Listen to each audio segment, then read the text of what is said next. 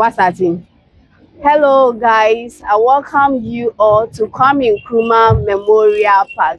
This is not Hello guys, I welcome you all to Kwame Nkrumah Memorial Park. This is Ghana with Edith. As you know, we are always bringing you tourist destinations that you would like to visit.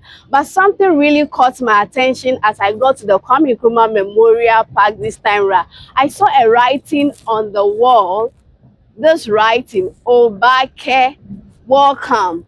I learned it's a Ghana language, so now it is for a fact and so true that when you come to Kwame Nkrumah Memorial Park, what you are going to see here is Obake. You are welcome. So all of you watching me right now, Obake to the Kwame Nkrumah Memorial Park. My Ghana people, Obake really means you are welcome in Ghana. You all are welcome. If you are not following, follow for more updates such as this. Thank you.